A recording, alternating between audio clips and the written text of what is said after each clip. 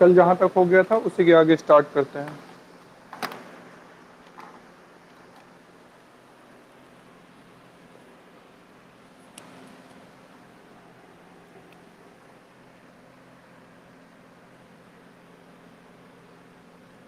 आज की हेडिंग है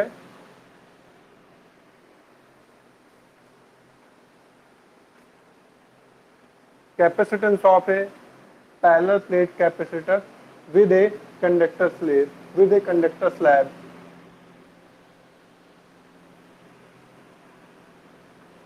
ठीक है, रुके हैं 2 मिनट, कर लो कॉल, तब तक हेडिंग डाल लो। हेडिंग है capacitance of a parallel plate capacitor due to a conductor slab.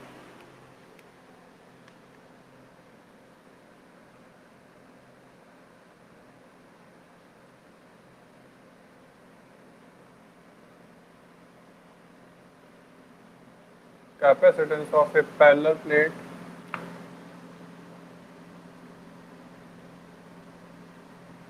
capacitor due to capacitance of a parallel plate capacitor due to a conducting slab.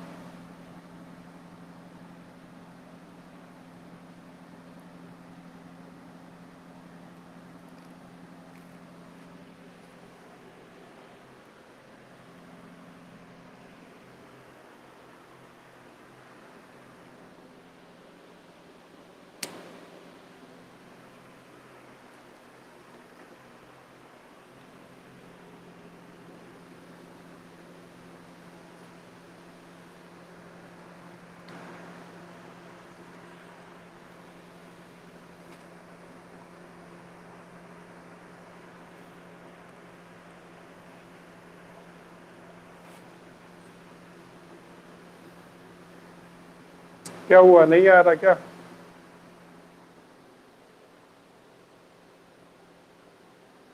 चलो ठीक है, रिकॉर्डिंग देख लेगा। चलो स्टार्ट करते हैं।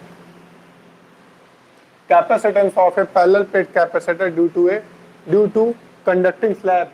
हमें क्या करना है, कंडक्टिंग स्लैब के कारण हमें क्या देखना है, कैपेसिटेंस निकालनी है। तो ये रहा अपना पैरेलल प्लेट कैपेसिटर,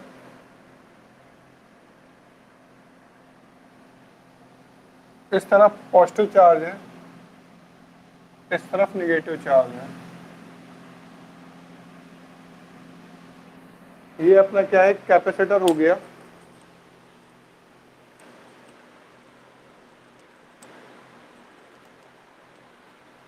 ये अपना क्या हो गया, कैपेसिटर हो गया। अब इस कैपेसिटर के अंदर हमने एक स्लैब रखी है जो कि क्या है, एक कंडक्टर है। जो एक स्लैब रखी है हमने कैपेसिटर के अंदर डाइलेक्ट्रिक की जगह, इस बार हमने डाइलेक्ट्रिक की जगह एक कंडक्टर रख दिया है। ठीक, जब डाइलेक्ट्रिक की जगह हमने कंडक्टर रखा है तो इस पे पॉजिटिव चार्ज है, तो कंडक्टर के सरफेस पे क्या हो जाएगा, नेगेटिव चार्ज।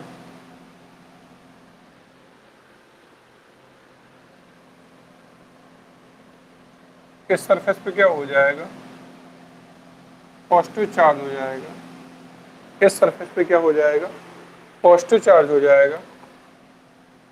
हमने कहा ठीक, उस सरफेस पे नेगेटिव चार्ज, इस सरफेस पे क्या हो गया, पॉजिटिव चार्ज हो गया। जो अपना कैपेसिटर था, जब उसके डाइलेक्ट्रिक स्लैब नहीं रखा था तब उसकी इलेक्ट्रिक फील्ड क्या थी, ई नॉट थी। इस तरीके से उसकी क्या थी, इलेक्ट्रिक फील्ड ई नॉट थी, और उसकी कैपेसिटेंस क्या थी, सी नॉट। उसकी कैपेसिटेंस पहले कितनी थी, सी नॉट थी, जो कि क्या थी, epsilon naught A upon D. पहले तुम्हारे कैपेसिटर की जो प्लेटें थी उनके बीच की डिस्टेंस कितनी है, डी। और जो तुम्हारा अपना क्या है, डाइलेक्ट्रिक, तुमने सॉरी जो तुमने क्या रखा है उसके अंदर एक कंडक्टिंग स्लैब रख दी है, इसकी थिकनेस क्या है, डी। कंडक्टिंग स्लैब की थिकनेस क्या है, डी। ओके, कंडक्टिंग स्लैब की थिकनेस क्या है आपकी इस बार, डी है। हमने कहा कोई दिक्कत नहीं सर, कंडक्टिंग स्लैब की थिकनेस डी है। आओ, अब जैसे कि हमें पता है, अपने पास फिर से कल की तरह दो रीजन बने। एक रीजन ये वाला बना, एक रीजन ये वाला बना। एक रीजन क्या बना, दो रीजन बन रहे हैं अपने पास कल की तरह। आज फिर से क्या बन रहा है, दो रीजन बन रहे हैं। तो सबसे पहले हमने लिखा रीजन 1,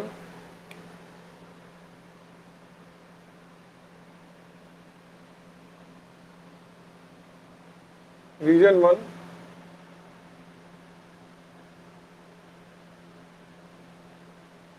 एंड रीजन 2। जो रीजन 1 है ये, रीजन 1 की कहानी क्या है, रीजन 1 की इलेक्ट्रिक फील्ड क्या होगी, इलेक्ट्रिक फील्ड तुम्हारी रीजन 1 की क्या है, ई नॉट। रीजन 1 की इलेक्ट्रिक फील्ड क्या है, ई नॉट।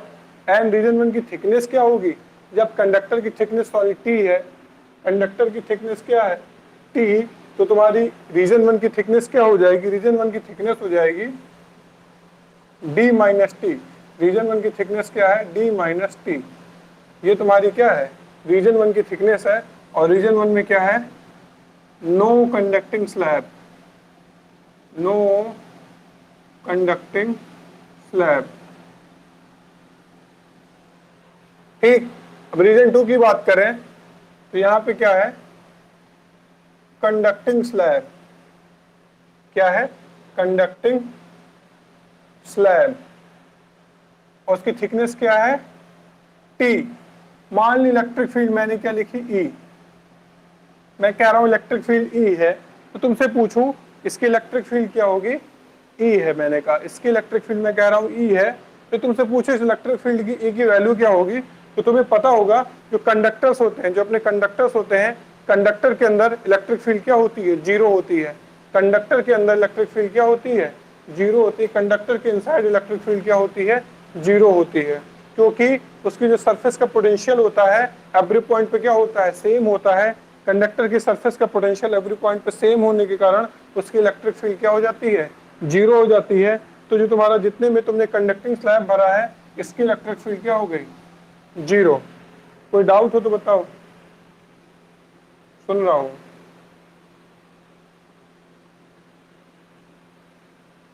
ठीक, इलेक्ट्रिक फील्ड अपनी कितनी हो गई, किसकी, डाइलेक्ट्रिक की जगह यहाँ पे जो हमने कंडक्टिंग स्लैब रखा है, तो कंडक्टिंग स्लैब के इनसाइड इलेक्ट्रिक फील्ड क्या हो गई, जीरो हो गई। ठीक, अब इसके बाद मुझे क्या लेना है, पोटेंशियल अक्रॉस प्लेट। मुझे क्या लेना है, पोटेंशियल अक्रॉस प्लेट। और इस तरफ करते हैं, यहाँ मैंने लिखा पोटेंशियल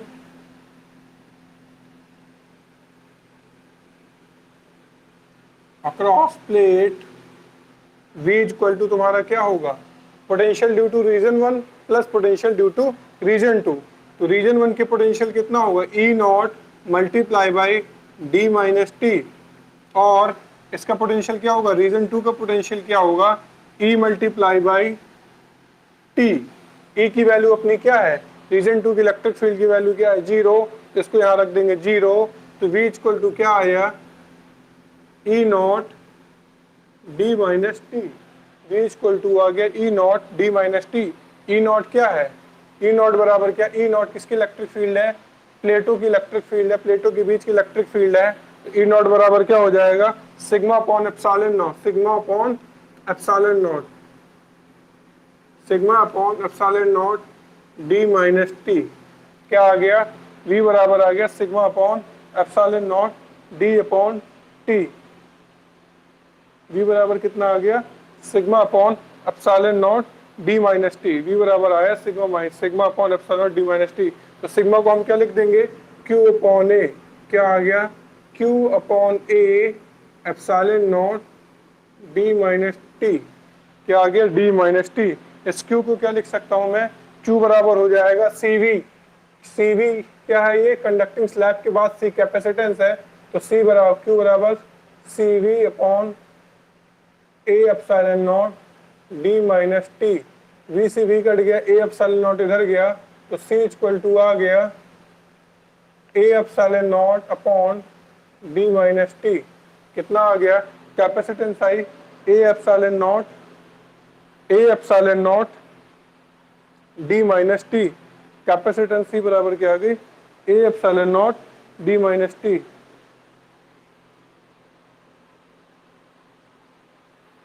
कैपेसिटेंस आ गई C equal to A epsilon naught D minus T. ठीक, ये आई है जब क्या है, डाइलेक्ट्रिक तुम्हारा क्या था, फिल था। और ये क्या है, सॉरी डाइलेक्ट्रिक बार बार निकल रहा है, जब यहाँ पे तुमने कंडक्टिंग स्लैब रख दिया तो कैपेसिटेंस क्या हो गई, C equal to A epsilon naught D minus T. और जब डाइलेक्ट्रिक स्लैब नहीं रखा था तब सी नॉट क्या था, C naught equal to A epsilon naught upon D. यानी कि जब हम कंडक्टिंग स्लैब रख रहे हैं, हम देख रहे हैं, हम क्या देख रहे हैं, जब कंडक्टिंग स्लैब रखा, यदि जितना कंडक्टिंग स्लैब रख दिया तो डी की ओवरऑल जो अपने नीचे जो डिनोमिनेटर है, डिनोमिनेटर की वैल्यू क्या हो गई, कम हो गई। तो तुम्हारा इससे क्या रिजल्ट निकला, इससे आपने रिजल्ट क्या निकाला, इससे हमारा निकला result sir C will be greater than C naught, sir C will be greater than C naught. यानी कि after inserting a conducting slab inside a capacitor, the capacitance will be in capacitance of a conductor, sorry, capacitance of a capacitor will be increased C greater than C naught, C greater than C naught। Region क्या है तुम्हारा, because D is greater than D minus T। सीधी सी बात है, जो D minus T क्या है, D से क्या है, लेस है, D minus T से क्या है, ये लेस है। तो C की वैल्यू क्या हो जाएगी, C नॉट से ज्यादा हो जाएगी। पहली चीज तो ये आई। दूसरी चीज हमारे पास ये है, इफ, यदि हमने क्या किया, if T equal to d, if T equal to d, यानी कि जो कैपेसिटर के बीच का जो पूरा का पूरा स्पेस है, वहां पे हमने पूरे में कंडक्टिंग स्लैब रख दिया। T इक्वल टू डी, यदि अपना क्या हो गया, T इक्वल टू डी, तो यहाँ पे मैंने D की जगह T की जगह D रख दूंगा, तो C इक्वल टू क्या हो जाएगा, C इक्वल टू हो जाएगा A epsilon naught D minus d equal to A epsilon naught upon zero, यानी कि इनफाइनाइट। यानी कि यदि किसी कैपेसिटर के अंदर पूरे के पूरे स्पेस में कंडक्टर फिल अप कर देंगे तो उसकी कैपेसिटेंस कितनी हो जाएगी, इनफाइनाइट हो जाएगी। उसकी कैपेसिटेंस क्या हो जाएगी, इनफाइनाइट हो जाएगी। ठीक है, नोट कर डालो इसको, इसको नोट कर लो। कोई डाउट हो तो पूछो, मैंने कान में इसको लगा लिया है। कोई डाउट हो तो पूछो। कहां से,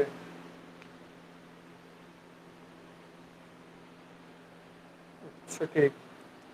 सबसे पहले हमें इसकी इलेक्ट्रिक फील्ड निकालनी है, सॉरी कैपेसिटेंस निकालनी है। तो अपने पास हमने क्या किया, टी थिकनेस का कंडक्टर स्लैब इसके अंदर रख दिया। तो अपने पास दो रीजन बने, एक वो रीजन जहाँ पे कंडक्टिंग स्लैब नहीं था, एक रीजन जिसपे कंडक्टिंग स्लैब था। रीजन्स की डिटेल हमने लिख ली। तो जो कंडक्टिंग स्लैब जहाँ पे है उसकी इलेक्ट्रिक फील्ड मान ली हमने ई, लेकिन हमें पता है कंडक्टर होते हैं, जो कंडक्टर के अंदर इलेक्ट्रिक फील्ड इनसाइड कंडक्टर कितनी होती है, zero. Electric field inside conductor zero होती है, क्योंकि जो कंडक्टर्स होते हैं उनके सरफेस पे एवरी पॉइंट का पोटेंशियल क्या होता है, सेम होता है। एवरी पॉइंट का पोटेंशियल सेम होने के कारण, एवरी पॉइंट का पोटेंशियल सेम होने का इलेक्ट्रिक फील्ड क्या हो जाती है, उनकी जीरो हो जाती है। ठीक, क्योंकि ई बराबर क्या होता है, वी बराबर ई इंटू डी, या सीधे सीधे बोला जाए पोटेंशियल एवरी पॉइंट पे सेम है, तो उनका चेंज इन पोटेंशियल क्या होगा, जीरो हो जाता है। तो इलेक्ट्रिक फील्ड कंडक्टिंग स्लैब के इनसाइड जीरो हो गई। रीजन वन की इलेक्ट्रिक फील्ड ई नॉट है और उसकी थिकनेस क्या है, रीजन वन की डी माइनस टी। तो पोटेंशियल अक्रॉस प्लेट निकालेंगे, रीजन वन का potential change plus region two का पोटेंशियल चेंज, इसको सॉल्व किया, कैपेसिटेंस सी इक्वल टू को सॉल्व करने पे आ गई। ठीक, फिर इसके बाद हमने कहा जो नई कैपेसिटेंस होगी कंडक्टिंग स्लैब रखने के बाद कारण अपनी कैपेसिटेंस सी नॉट से क्या होगी, ज्यादा होगी। क्योंकि हम देख रहे हैं ये क्वेश्चन नंबर अपना फर्स्ट है, ये जो आया है ये क्वेश्चन नंबर अपना क्या है, सेकंड है। ये क्वेश्चन नंबर फर्स्ट है, दूसरा क्वेश्चन नंबर सेकंड है। तो फर्स्ट इक्वेशन का डिनोमिनेटर देख रहे हैं, यहाँ सेकंड इक्वेशन का डिनोमिनेटर देख रहे हैं। तो सेकंड इक्वेशन का डिनोमिनेटर फर्स्ट इक्वेशन के डिनोमिनेटर से बड़ा है, छोटा है, सॉरी स्मॉल है। The denominator of first equation is smaller than the denominator of second equation, hence we can say that the C will be greater than to the C naught, because thickness is less than from the first equation। फिर इसके बाद हमने क्या किया, let's suppose conducting slab is fill up to the whole space, let's suppose conducting slab is fill up to the whole space, then D equal to क्या हो जाएगा, then D equal to T, तो D equal to t put किया तो A epsilon naught upon zero, hence capacitance कितनी आई, capacitance अपनी क्या हो गई, इनफाइनाइट हो गई। नोट कर डालो, कोई डाउट हो तो बताओ, नोट इट डाउन।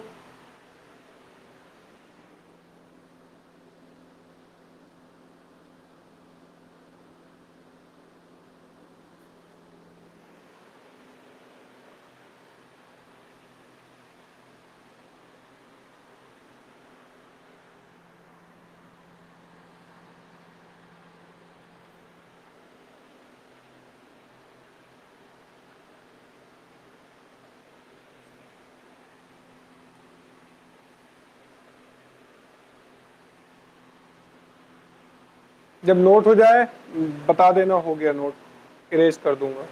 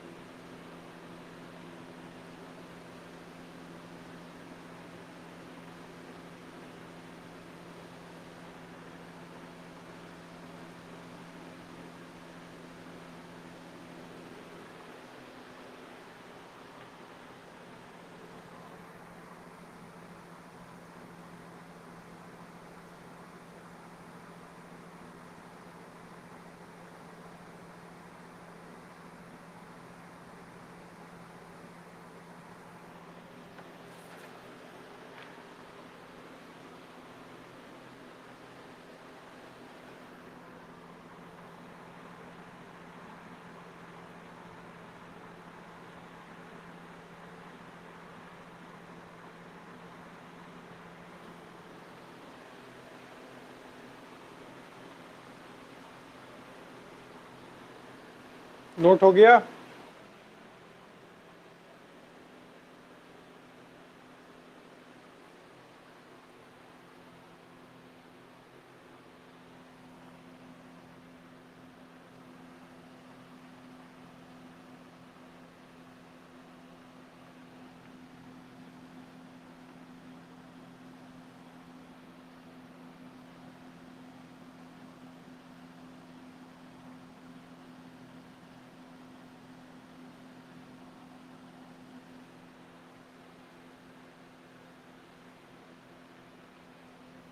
ठीक, क्वेश्चन नोट करो। क्वेश्चन ये है, सीधे सीधे क्वेश्चन समझ लो। एक कैपेसिटर है, ब्रीफ में नोट कर लो। एक कैपेसिटर है, उसके अंदर तुमने क्या किया है, डाइलेक्ट्रिक सबस्टेंस को फिल कर दिया है। एक कैपेसिटर है, डाइलेक्ट्रिक सबस्टेंस को फिल कर दिया है, जिसका डाइलेक्ट्रिक कांस्टेंट के है। एक कैपेसिटर है जिसके अंदर तुमने एक डाइलेक्ट्रिक सबस्टेंस को फिल कर दिया है, जिसके डाइलेक्ट्रिक कांस्टेंट क्या है, के है। एक कैपेसिटर के अंदर एक डाइलेक्ट्रिक सबस्टेंस को फिल किया है, और जितने और जो कैपेसिटर है, कैपेसिटर की जो पैरेलल प्लेट्स है, उनकी बीच की डिस्टेंस क्या है, डी है। उनकी बीच की डिस्टेंस क्या है, डी है। ये हुआ क्वेश्चन आपका। ये हुआ मतलब एक पैरेलल प्लेट कैपेसिटर, इसके अंदर डाइलेक्ट्रिक सबस्टेंस को फिलअप कर दिया। प्लेट के बीच की डिस्टेंस क्या है, distance between of the plate is D, and thickness of dielectric substance is D by to. Thickness क्या है, डी बाई टू। और आपको क्या दिया गया है इसमें, इसका डाइलेक्ट्रिक कांस्टेंट है, जो इसका डाइलेक्ट्रिक कांस्टेंट है वो के है। इसका डाइलेक्ट्रिक कांस्टेंट क्या है, के है। इसका डाइलेक्ट्रिक कांस्टेंट क्या है, के है। सॉल्व करो इसको। हमें इसके निकालना क्या है, इसमें इसकी कैपेसिटेंस निकालनी है। हमें इसकी क्या निकालनी है, कैपेसिटेंस निकालनी है। Find the expression of the capacitance when the slab is inserted between the plates. Question समझ में आ गया होगा, कोई डाउट हो तो बताओ। क्वेश्चन समझ में आ गया, ठीक है। इसको सॉल्व करके बताओ। 2 मिनट है तुम्हारे पास।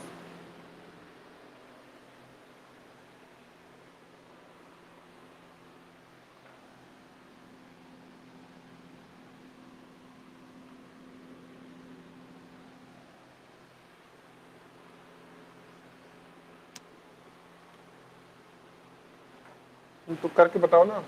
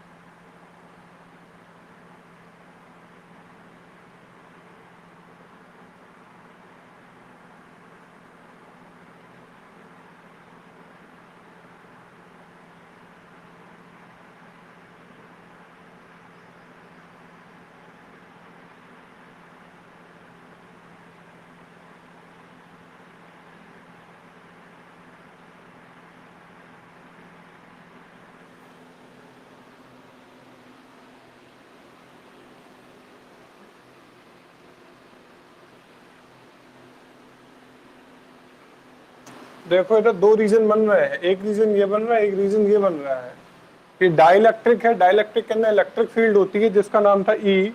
जिस इलेक्ट्रिक फील्ड को फेस करेगा, ना कि वो डाइलेक्ट्रिक की इलेक्ट्रिक फील्ड जो प्रोड्यूस करेगा। मैं उसकी बात करूं, जो इलेक्ट्रिक फील्ड डाइलेक्ट्रिक फेस करेगा, ई इक्वल टू हम लोगों ने कल निकाला था, याद होगा। ई इक्वल टू फॉर्मूला आया था अपना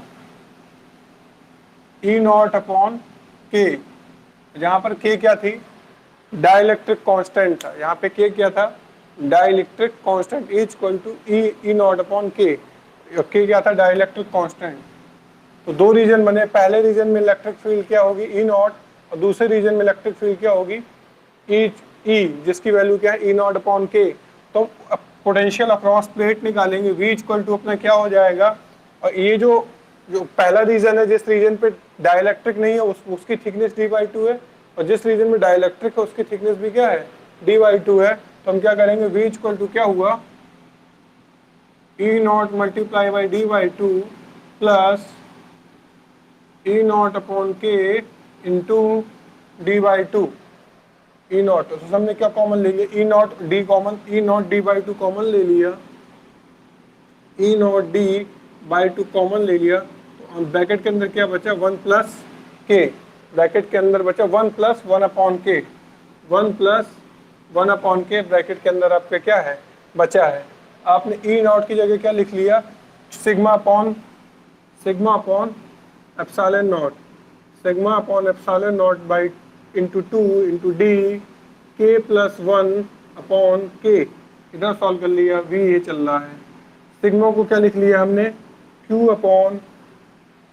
सिग्मा को क्या लिख लिया, q upon a epsilon not into 2 into D k plus 1/k। q को क्या लिख लिया हमने, cv, q को क्या लिख लिया cv, तो v इक्वल टू क्या आया, cv upon a epsilon not 2d k plus 1/k।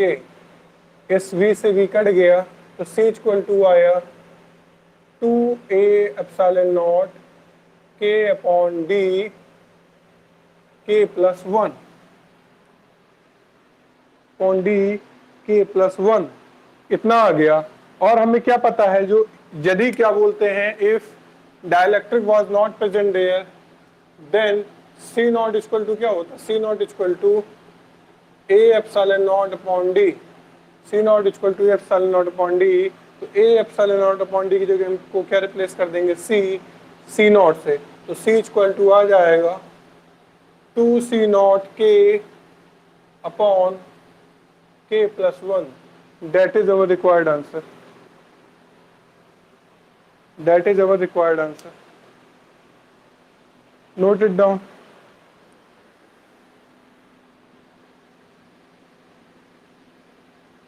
To C naught upon k plus 1, note कर डालो। सिंपल क्वेश्चन है, अच्छा क्वेश्चन है। या आप चाहो तो सीधे सीधे फॉर्मूले लगा सकते हो। कल के दिन हमने इसका फॉर्मूला डिराइव किया था, कल के दिन हमने क्या किया था, इसका सीधे सीधे फॉर्मूला हमने क्या कर लिया था, उसको हम लोगों ने फाइंड किया था। तो हम चाहें तो फॉर्मूला लगा सकते हैं। सी इक्वल टू अपना फॉर्मूला क्या आया था, सी इक्वल टू आया था, सी इक्वल टू अपना फॉर्मूला आया था epsilon naught A upon epsilon naught A upon D minus T plus T upon के। ये अपना कल के दिन क्या आया था, फॉर्मूला आया था। अब हम चाहें तो यहाँ पे टी की जगह क्या रख देना है, d/2 रख देना है, तो रख दिया C equal to epsilon naught A upon D minus d/2 plus d/2k। इधर d/2 से d/2 क्या बचा, d/2, तो सी इक्वल टू आया epsilon naught A upon d/2 plus d/2k, d/2k। इधर एलसीएम लिया, इधर k चला गया, ऊपर 2k चला गया, तो ये आया C equal to epsilon naught A into 2k upon D common ले लिया k प्लस 1, और यहाँ epsilon naught A upon D को हम क्या लिख सकते हैं, सी नॉट, तो C equal to C naught, two इधर लिखा k अपॉन k प्लस 1। चाहो तो डायरेक्ट फॉर्मूला पुट कर दो।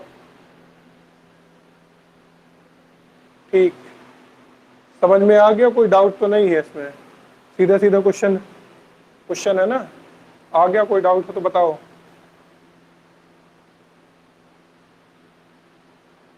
नेक्स्ट क्वेश्चन करा, चलो ठीक है, नेक्स्ट क्वेश्चन देखते हैं। आओ, नेक्स्ट क्वेश्चन कह रहा है आपसे, क्वेश्चन नोट कर लो, अच्छे से समझ लो। क्वेश्चन कह रहा है the space between the plates of a parallel plate capacitor of a capacitance C. कह रहा है एक पैरेलल प्लेट कैपेसिटर है, एक पैरेलल प्लेट कैपेसिटर है जिसकी कैपेसिटेंस क्या है, सी। एक पैरेलल प्लेट कैपेसिटर है जिसकी कैपेसिटेंस क्या है, सी। ठीक, of capacitance C is filled with 3 dielectric slab of equal thickness as shown in the figure।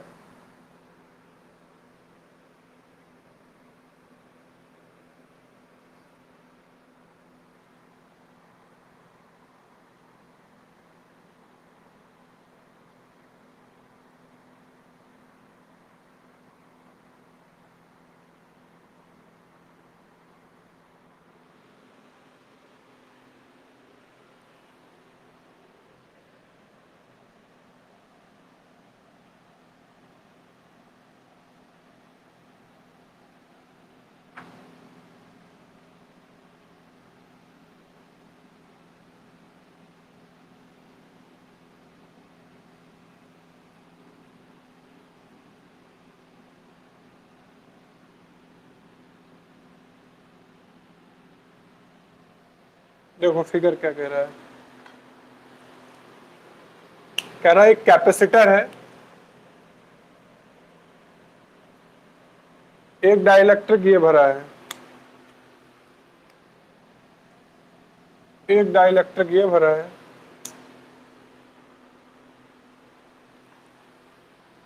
एक डाइलेक्ट्रिक ये भरा है।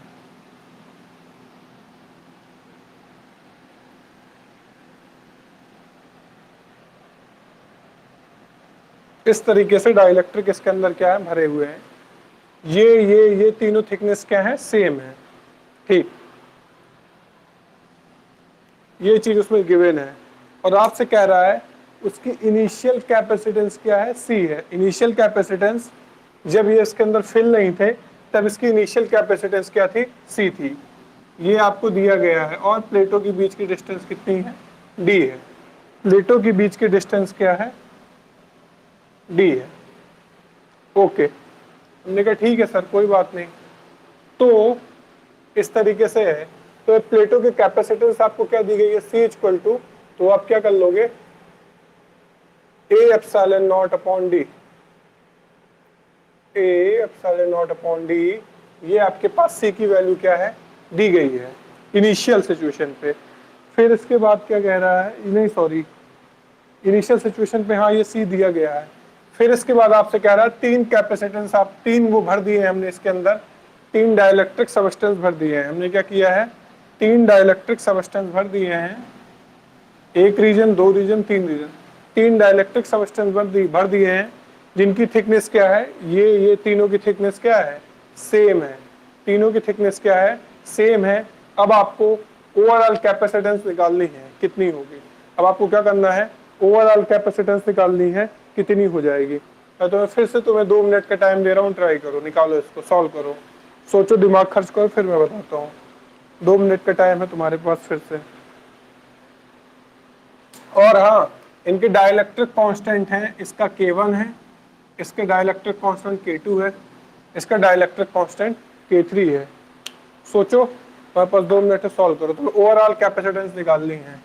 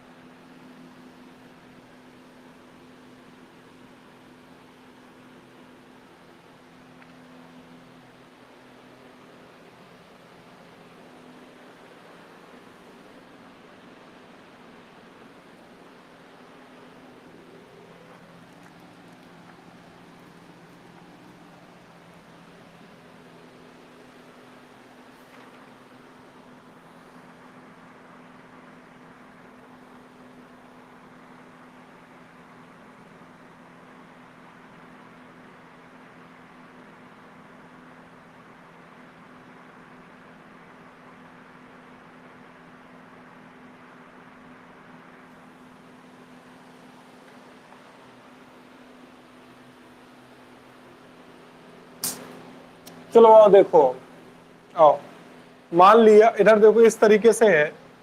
जब हमने इसको क्या किया, बैटरी से कनेक्ट कराया, हमने इसको क्या किया, बैटरी से कनेक्ट कराया, तो इसको पोटेंशियल दिया। तो जो पोटेंशियल इसको जाएगा वही पोटेंशियल इसको जाएगा, वही पोटेंशियल इसको जाएगा। इसका मतलब कि तीनों के तीनों को एक ही बैटरी से कनेक्ट कराए जाएंगे, तो तीनों को, इन तीनों साइड का पोटेंशियल क्या होगा, सेम होगा। यानी कि अब एक तरीके से देखा जाए तो इसकी कैपेसिटेंस अलग होगी, इसकी कैपेसिटेंस अलग अलग होगी। मान ली इसकी कैपेसिटेंस C1 होगी, इसकी कैपेसिटेंस C2 होगी और इसकी कैपेसिटेंस क्या होगी, C3 होगी। तीनों की कैपेसिटेंस अलग अलग होगी। ठीक है, तीनों की कैपेसिटेंस अलग अलग होगी। और लेट्स सपोज करो इसको हमने क्या किया, बैटरी से कनेक्ट करा दिया है।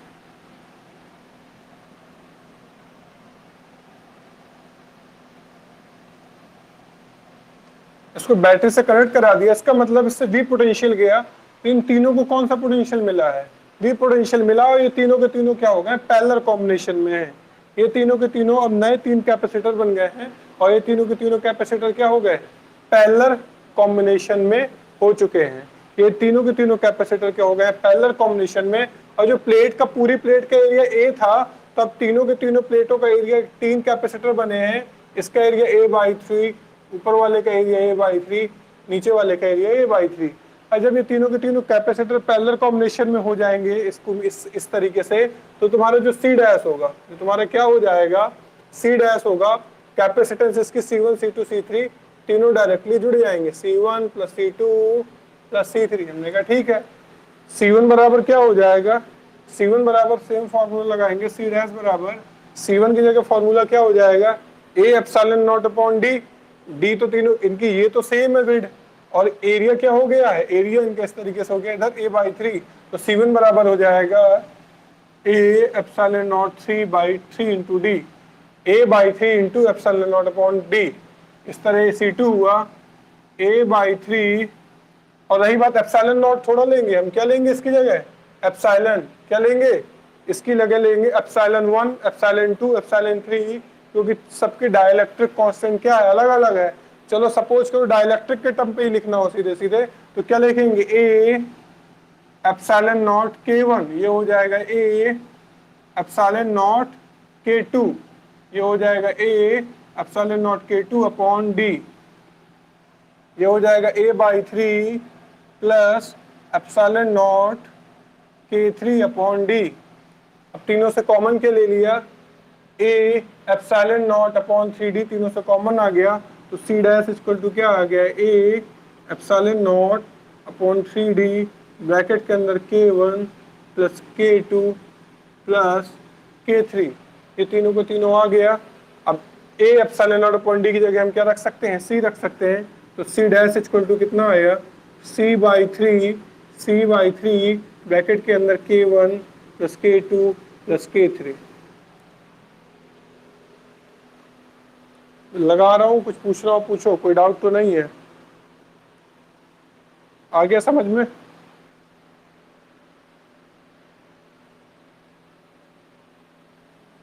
भैया डाइलेक्ट्रिक वाला फॉर्मूला लगा दो कैपेसिटेंस में, क्या होता है फॉर्मूला, हाँ फॉर्मूले तो लगाया है मैंने, होता नहीं है, C इक्वल के epsilon not A upon D, होता नहीं है ये लगा दिया, कोई डाउट।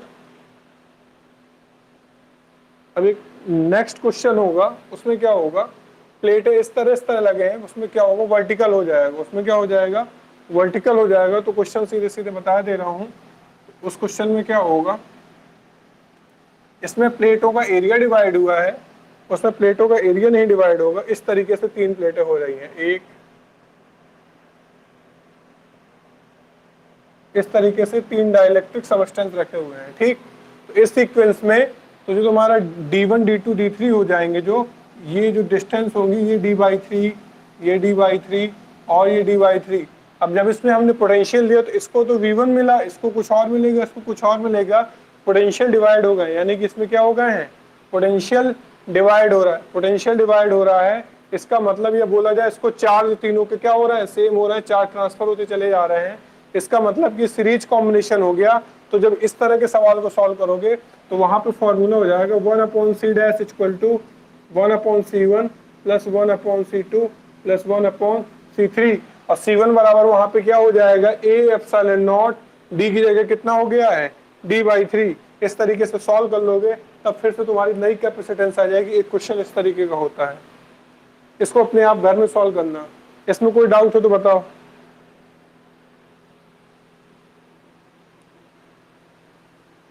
ठीक, इसको भी सॉल्व करना घर में। अगला क्वेश्चन दो।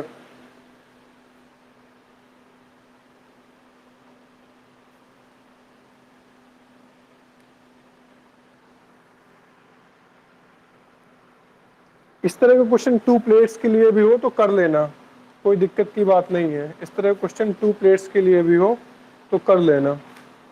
आओ देखते हैं अब कैपेसिटेंस निकालने के प्रैक्टिस, कुछ सवालों की कुछ प्रैक्टिस करेंगे, और कल के दिन हम लोग चार्ज डिस्ट्रीब्यूशन देखेंगे और कैपेसिटेंस वाले कुछ सवालों को आओ देख लेते हैं। आओ, क्वेश्चन है अपना,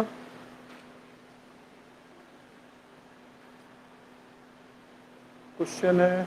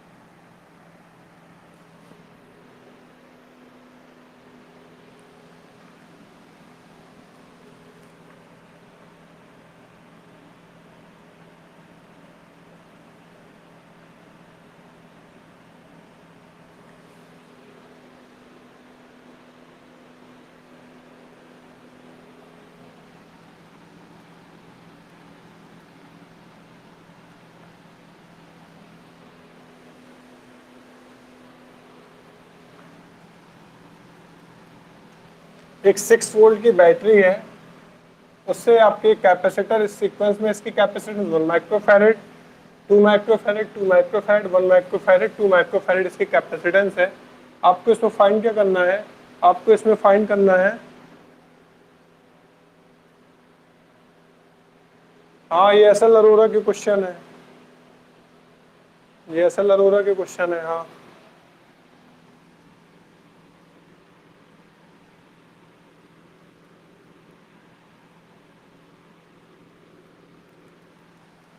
इस क्वेश्चन में आपको करना क्या है, स्टोर्ड एनर्जी फाइंड करनी है। आपको इसमें फाइंड क्या करना है, तो इस क्वेश्चन में फाइंड करना है stored energy in, total stored energy in this system, total stored energy in this system. Total stored energy निकालनी है तो सीधा सीधा फॉर्मूला लागू, हमें पता है स्टोर्ड एनर्जी का, U बराबर half C V square, U equal to half C V square, और टोटल निकालनी है तो V की वैल्यू तो आपको पता है, आपको किसकी वैल्यू निकालनी पड़ेगी, C की वैल्यू निकालनी पड़ेगी। आपको किसकी वैल्यू निकालनी पड़ेगी, C की वैल्यू निकालनी पड़ेगी, C की वैल्यू निकालनी पड़ेगी। इसी सवाल में हम एक मेथड देखते हैं, potential method, to find the capacitance we use the potential method. एक मैंने बताया था चार्ज मेथड, जब चार्ज मेथड से ना काम चले तो पोटेंशियल मेथड ट्राई कर लो। ठीक, इधर देखो, ये दोनों तो साफ साफ दिख रहा है सीरीज कॉम्बिनेशन में है, ये दोनों जब सॉल्व होंगे तो क्या बन जाएगा, इन दोनों की कैपेसिटेंस 2 2 1/2, इसकी कैपेसिटेंस हो जाएगी 1। तो मैं इसको इरेज करके, अब इसको मैं इरेज करके यहाँ पे मैंने 2 कैपेसिटर की बजाय कितने कैपेसिटर लगाए दे रहा हूँ, 1 कैपेसिटर लगाए दे रहा हूँ, इसकी कैपेसिटेंस कितनी हो जाएगी, 1 माइक्रोफैरेड। ठीक, अब हमने क्या किया, इधर से सपोज करो V1 पोटेंशियल गया, इधर से V1 पोटेंशियल गया, इधर V1 गया, इधर V1 गया, इधर V1 गया। इस वाली प्लेट पे V1 है, इस वाली प्लेट पे V1 है, और इस वाली प्लेट पे पोटेंशियल क्या है, V2 पोटेंशियल, V1 पोटेंशियल है। फिर इसके बाद इधर से मैंने मान लो कितना भेजा, V2 पोटेंशियल भेजा, इधर से V2 पोटेंशियल गया, तो इस पे V2 गया, इस पे कितना गया, V2 पोटेंशियल गया, इस पे कितना पोटेंशियल गया, V2 पोटेंशियल गया। ठीक, मान लो मैंने यहाँ से V3 पोटेंशियल भेजा, तो इस वाली प्लेट पे V3, इस वाली प्लेट पे V3, इस वाली प्लेट पे V3, तो ये वाला 1 माइक्रो कूलम का जो 1 माइक्रोफैरेड का जो कैपेसिटर है V1 V3, तो इसका पोटेंशियल डिफरेंस क्या होगा, V1 माइनस V3 या V3 माइनस V1।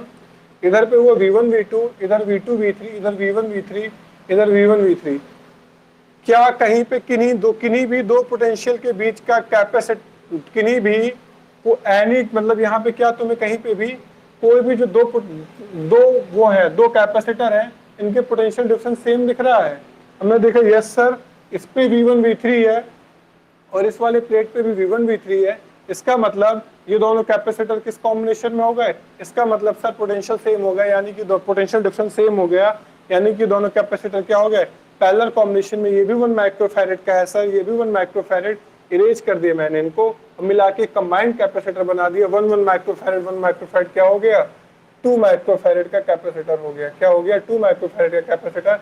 इसकी एक, इनका पोटेंशियल डिफरेंस क्या था, V1 V3। मैं इधर देख रहा हूँ, इधर V1 V2, इधर V2 V3, इधर V1 V3, इसका मतलब इन तीनों का कैपेसिटेंस क्या है, अलग अलग है। इन तीनों कैपेसिटर्स की कैपेसिटेंस क्या है, सॉरी तीनों कैपेसिटर का पोटेंशियल क्या है, अलग अलग है। इन तीनों कैपेसिटर्स का पोटेंशियल क्या है, अलग अलग है।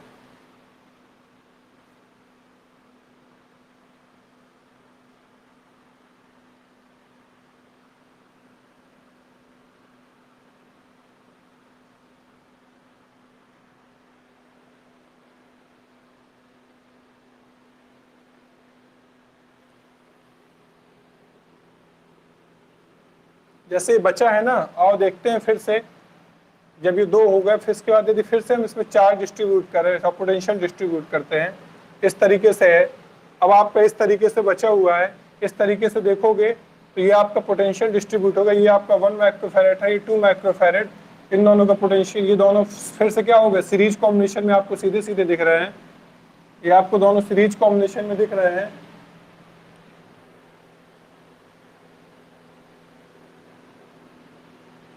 ये दोनों सीरीज कॉम्बिनेशन में दिख रहे हैं। यदि मैं उनको पोटेंशियल हटाऊं देखूं तो ये दोनों क्या हैं, ये 2 और ये 2 सीरीज कॉम्बिनेशन में हो गए, तो इनको इरेज कर दिया मैंने। अभी कितना बचा, 2 2 मिलके क्या बना, सीरीज कॉम्बिनेशन में कैपेसिटेंस जोड़ के क्या बची, 1 माइक्रोफैरेड। अब ये दोनों किस में हो गए, पैरेलल कॉम्बिनेशन में दिख रहे हैं। दोनों किस में दिख रहे हैं, पैरेलल कॉम्बिनेशन में दिख रहे हैं। जैसे ही दोनों पैरेलल कॉम्बिनेशन में दिखे तो इनकी कैपेसिटेंस फिर जुड़ के कितनी हो गई, 2 माइक्रोफैरेड। इस कैपेसिटर की ओवरऑल कैपेसिटेंस कितनी आई, 2 माइक्रोफैरेड हुई। इस कैपेसिटेंस की ओवरऑल कैपेसिटेंस कितनी आई है, 2 माइक्रोफैरेड। तो U बराबर क्या हो जाएगा, U equal to 1/2 multiply capacitance 2 multiply 10⁻⁻6। Potential कितना है, 6 मल्टीप्लाई 6, 2 से 2 कटा, तो पोटेंशियल एनर्जी आ गई 3.6 इंटू 10⁻⁻5। पोटेंशियल एनर्जी कितनी आ गई, 3.6 इंटू 10⁻⁻5। ये तुम्हारा क्या आ चुका है, रिक्वायर्ड आंसर। पोटेंशियल एनर्जी आ गई 3.6 इंटू 10⁻⁻5। और पोटेंशियल एनर्जी की यूनिट क्या होती है, सबको पता है। पोटेंशियल एनर्जी और काइनेटिक एनर्जी, कोई भी एनर्जी हो, एनर्जी की यूनिट क्या होती है, जूल। तो आंसर क्या हो गया, 3.6 इंटू 10⁻⁻5। नोट कर डालो, कल इसके आगे मिलते हैं। भाई गधे, पोटेंशियल लिखा हुआ है 6, फॉर्मूला हाफ CV² लगा दिया है। पोटेंशियल 6 मल्टीप्लाई 6 थोड़ा लिखा है, हाफ CV² फॉर्मूला लगा दिया पोटेंशियल एनर्जी का। लगता है सोते सोते चले जाते हो, कुछ पता ही नहीं रहता है। पोटेंशियल CV6 दिया गया, हाफ CV² फॉर्मूला लगाया, अभी की जगह 6 है तो 6 का स्क्वायर 6 मल्टीप्लाई 6 नहीं लिखूंगा। अभी भी कोई डाउट है क्या, घर पे सवाल लगाना, बुक के जितने लगा सको, मैं पोटेंशियल मेथड से। कहाँ ध्यान दोगे, चलो ठीक है, डिस्कनेक्ट कर रहा हूं मैं।